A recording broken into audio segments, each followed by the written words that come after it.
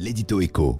La baisse du chômage est amorcée, la bataille pour l'emploi peut être gagnée. Voilà ce qu'a estimé François Hollande hier en commentant les chiffres d'octobre. Bonjour Nicolas Barré. Bonjour Thomas. On sait évidemment que l'on peut faire dire beaucoup de choses, à peu près ce qu'on veut aux chiffres. Alors cette baisse, c'est un mirage ou c'est une réalité ? Alors la réalité, c'est que le nombre de chômeurs de catégorie A, c'est-à-dire la définition la plus étroite, ceux qui n'ont pas du tout travaillé dans le mois, est en baisse. Et non C'est seulement, incontestable ça. voilà, et non seulement sur un mois, mais sur 3 mois, moins 10 000.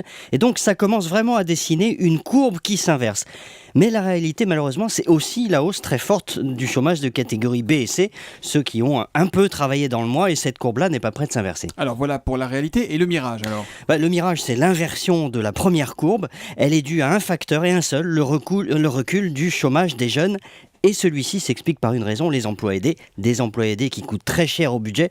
Et donc on ne pourra pas continuer cette politique très longtemps. Et au fond, il y a deux courbes. Il y a une vraie courbe du chômage qui continue de grimper et puis une courbe artificielle qui commence à s'inverser. Le vrai sujet, ça va être d'inverser évidemment la vraie courbe et pas la courbe artificielle, parce que ça, on y arrive. Bon, mais alors c'est pour quand ça, l'inversion de la vraie courbe ? Alors les économistes sont assez clairs.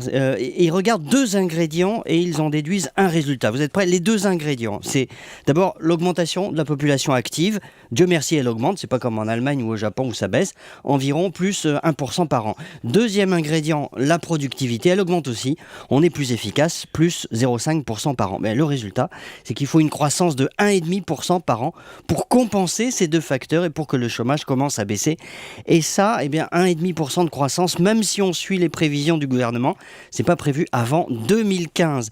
Conclusion, ça prendra encore de longs mois pour que la vraie courbe s'inverse. Peut-être avant la fin de l'année, Thomas, mais de l'année prochaine.